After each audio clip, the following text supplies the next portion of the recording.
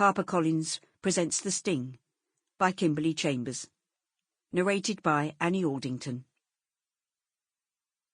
Every saint has a past, and every sinner a future. Oscar Wilde. Prologue. New Year's Eve 1972.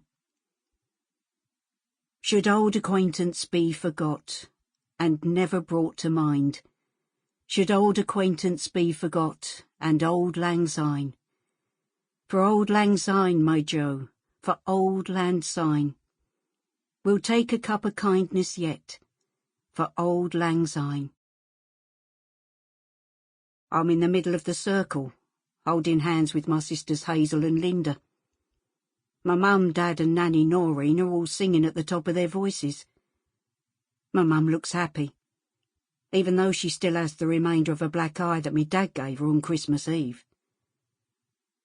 "Open the front door, Tommy," orders me Dad.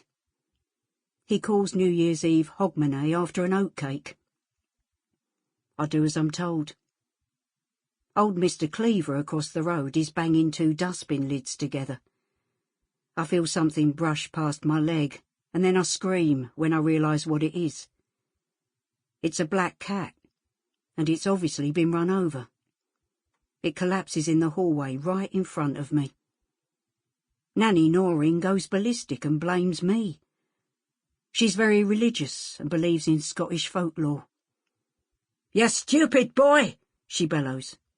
"You know the first to step through the door after midnight affects the fortunes of everyone who lives in the house. I've told you that enough times. So what do you invite in? A dying black cat? Now we're going to have bad luck all year. You wait and see." I stare at the cat as it takes its last breath. Little did I know at that point Nanny Noreen was speaking the truth. In a few days' time, my life as I'd known it would no longer be. Everything was about to change for the worse. My name is Tommy Boyle, and this is my story. Part 1.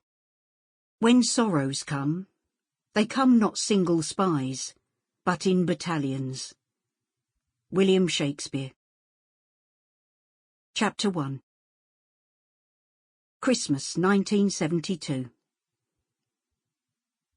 Tommy Boyle pressed his nose against the cold glass of his bedroom window. The weather had taken a turn for the worse this week. It was literally freezing. But Tommy didn't care about the cold.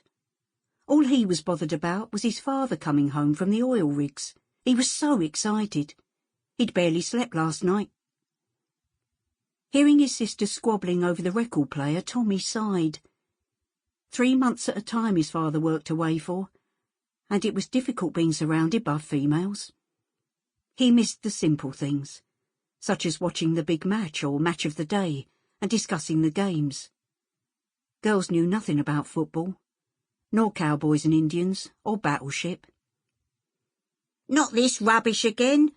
Turn it off!" shouted 12-year-old Tommy. His younger sister had obviously got her way. Linda was obsessed with little Jimmy Osmond, reckoned she would marry him one day. Long-haired Lover from Liverpool was one of only 2 songs Linda ever played. Benny Hill's Ernie, the fastest milkman in the West, was the other, and Tommy hated both. He thought they were silly songs. "Breakfast's ready, kids!" Tommy ran down the stairs, but slipped, landing in a heap at the bottom. Valerie Boyle picked her son up. "What did you do, you silly sausage? Have you hurt yourself?" Tommy had hurt himself. His knee was throbbing, but he was determined not to cry. "Boys don't cry," his dad had always told him. "I'm all right. My pyjamas are too long. I fell over the bottoms of them." Valerie had only bought her son the fleecy pyjamas the previous day. They were meant to fit a 12-year-old, but Tommy was small for his age. "I'll get the machine out in a bit, alter them for you. You'll live, eh?" Valerie smiled, ruffling her son's mousy blonde hair. "Where's Rex?" Tommy inquired. Rex was the Alsatian. Sample complete. Ready to continue?